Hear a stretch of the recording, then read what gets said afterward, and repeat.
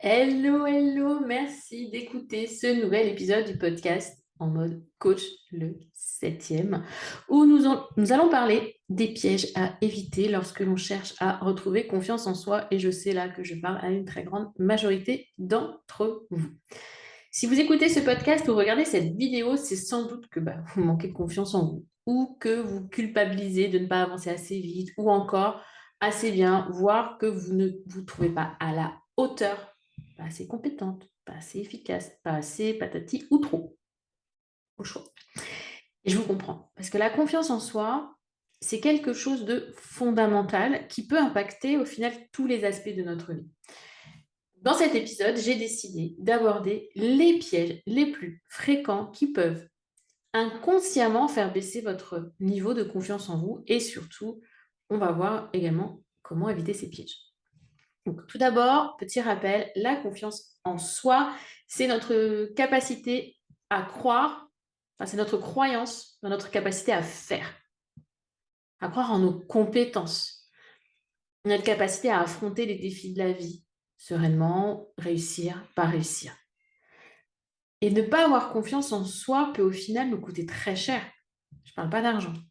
Ça peut aussi nous coûter cher en argent. Mais c'est en termes de satisfaction personnelle, de réussite professionnelle, de relations, voire même de santé. Santé mentale, santé physique, tout court.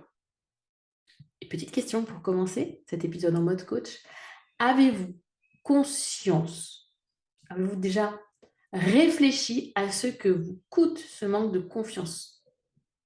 Question épineuse et peut-être douloureuse pour certaines, j'en ai conscience, mais qui est pour moi une première approche très importante avant de continuer à écouter les pièges à éviter pour booster votre confiance en vous. Vous êtes prêtes? C'est parti. Le premier, que l'on peut vraiment rencontrer très souvent lorsqu'on cherche à booster sa confiance en soi, c'est de se laisser envahir par ses pensées et ses émotions négatives. J'aime pas le mot négatif, mais c'est celui que vous comprenez le mieux. Et sans chercher à les comprendre. Puisque oui, l'une des premières étapes pour retrouver confiance en soi, c'est de se reconnecter à soi et de prendre conscience de ses pensées, de ses émotions, de les comprendre, de les accepter pour mieux les accueillir. Ou les gérer. Si vous préférez gérer, vous prenez gérer. Ça vous paraît peut-être bizarre, je vous parle de confiance et je vous parle d'émotions, de pensée, pourtant tout est lié. Alors demandez-vous, est-ce que je laisse mes pensées et émotions négatives, désagréables me submerger? Je prends le temps de les comprendre, de les accepter pour mieux les gérer?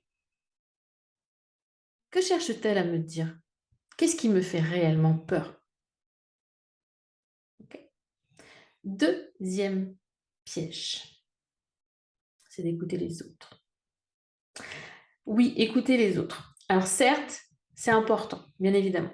Mais lorsque l'on manque de confiance en soi, on peut avoir tendance à trop écouter les autres, à se laisser influencer par leur vision des choses, de leur jugement, leur critique, sans se faire confiance et voire même ça va diminuer notre niveau de confiance. Si on avait une échelle de 0 à 10, le niveau où vous écoutez les autres, 0, je ne les écoute pas du tout, 10, je n'écoute que. Donc, je les écoute un peu trop. Quelle influence ont la vision des autres sur moi? À quel point? Et où se situe mon propre pouvoir de décision? C'est notre pouvoir. Il est en nous. C'est un pouvoir puissant de choisir. Pensez à ça. Où se situe votre pouvoir de décision et où se situe l'influence des autres? Troisième piège, c'est de croire que c'est facile ou impossible. Tout ce qui est ces croyances sur, de toute façon, voilà, ça va être trop facile ou ah, j'y arriverai pas. Non. Lorsque l'on manque de confiance en soi, on peut avoir tendance à se dire que c'est facile pour les autres. C'est une question de chance. Y arriver, mais bon, c'est de la chance, c'est une fille à papa, nanani, nana. Okay. Ou à l'inverse, que c'est impossible, que l'on ne pourra nous jamais y arriver. De toute façon, j'en suis pas capable. Ah non, je manque de confiance en moi, je vais pas y arriver. C'est un peu le chat qui se mord la queue. Pam, pam, pim, ça tourne en rond, ça tourne en boucle. Alors plutôt que de faire tourner là, ce disque rayé, demandez-vous, Déjà, pour moi, avoir la confiance, c'est quoi? C'est plutôt facile, plutôt impossible? Est-ce que je me mets trop de pression ou je me décourage trop vite? Puis vraiment, quelles sont les croyances que j'ai à propos de la confiance en soi? Qu'est-ce que je crois à propos de ce schmilblick? N'oubliez pas, la confiance en soi, c'est un processus. On l'a petit, on la perd au fil de nos expériences de vie, mais on peut la retrouver. Et ça, c'est pas une croyance, c'est une réalité. Quatrième piège, la comparaison aux autres. Donc, je vous ai parlé d'écouter les autres, là, c'est vous comparer. Lorsqu'on manque de confiance en soi, on a tendance à se comparer un peu trop beaucoup aux autres. On les voit là, ils sont sur un pilier, un truc en haut, là, puis nous, on est tout en bas, on se ratatine, on se rabaisse. Les autres, ils y arrivent et nous, on est les seuls à galérer. Alors, posez-vous cette question. Comment je perçois les autres? Qu'est-ce que ça m'apporte? Qu'est-ce que je me dis? Et si ce qui est négatif, comment je pourrais transformer ça en positif? Personnellement, si je parle par exemple des réseaux sociaux, j'arrête de suivre certaines personnes sur les réseaux sociaux quand je sens que ça me fait mal, quand je sens que c'est pas positif pour moi. Par contre, je vais suivre avec plaisir des personnes qui, j'ai l'impression, me donnent une bouffée d'oxygène, me tirent vers le haut. Prenez cet exemple des réseaux sociaux comme base, mais ça se produit partout. Au travail, devant l'école, au supermarché, vous voyez une nana, la super machin. Pour ma part, actuellement, c'est quand je vois une nana en talons aiguilles et qui pousse son caddie, etc. Je rêve de remettre des talons aiguilles. Problème physique qui m'empêche de le faire.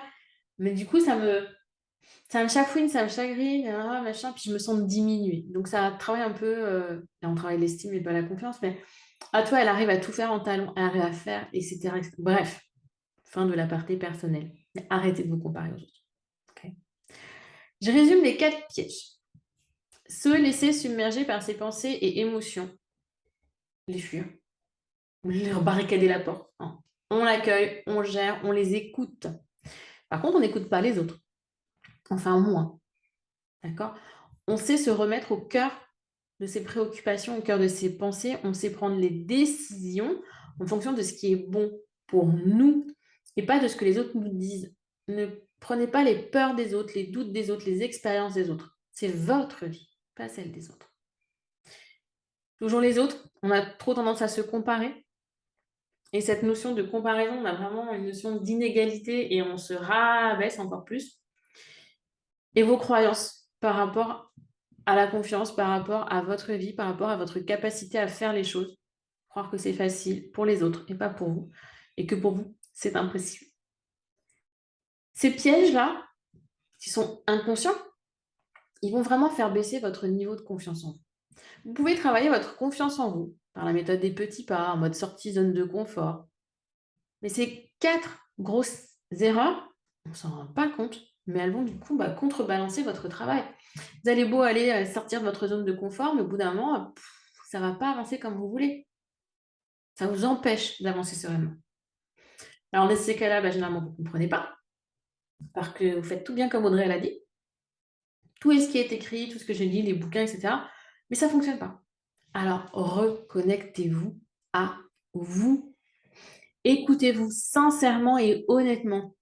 Arrêtez de vous flageller. Tentez de mieux vous comprendre et vous verrez que tout ira beaucoup mieux. Prenez le temps de réfléchir quelques minutes aux questions que je vous ai posées durant cet épisode. Et n'oubliez pas que si vous avez besoin d'être accompagné dans votre cheminement, vous pouvez vous inscrire gratuitement au mini-coaching aligné. 4 mails, 4 vidéos, 4 PDF d'exercices à faire à votre rythme pour trouver votre chemin d'alignement. C'est quoi être aligné? C'est être sereine, être confiante, être bien dans sa peau, au bon endroit, au bon moment, avec les bonnes personnes. Donc, inscrivez-vous à ce mini-coaching gratuit. Il vous aidera déjà à y voir un petit peu plus clair dans le chemin que vous avez à faire. J'espère que ces conseils vous ont été utiles. N'oubliez pas, la confiance en soi, je vous le répète, est quelque chose qui se travaille et se cultive jour après jour. Un process. Ce n'est pas parce que vous l'avez acquise que vous ne la perdrez plus. Donc, prenez-en bien soin. Et si vous avez d'autres questions ou vous avez besoin de soutien, vous pouvez me contacter. Vous pouvez me retrouver sur Instagram, ma_cohérence. Le underscore, c'est le tiré du bas. Je suis là, moi, pour vous aider à atteindre vos objectifs et à trouver votre cohérence. C'est ma mission, c'est mon but, c'est ce que j'ai à cœur et c'est ce que j'adore faire. Honnêtement, j'adore faire ça. J'adore accompagner des femmes et me rendre compte qu'en fait, elles souffrent telles des fleurs, voilà, c'est vraiment l'éclosion de se dire waouh! Et après, elles s'épanouissent et je trouve ça tellement beau, vraiment beau. Donc, merci à celles qui m'ont déjà fait confiance. Merci à vous qui m'écoutez, qui êtes là. Et je sais que je vous apporte aussi à ma manière via ces podcasts, via des contenus Instagram, etc., etc. Et n'oubliez pas que chaque situation est unique et que vous êtes la seule personne qui peut savoir ce qui est bon pour vous. Prenez le temps de vous écouter, de vous respecter et de vous aimer. Vous êtes capable de tout. Je vous dis à la semaine prochaine pour un nouvel épisode. En attendant, prenez bien soin de vous, parce que oui, vous êtes la personne la plus importante de votre vie.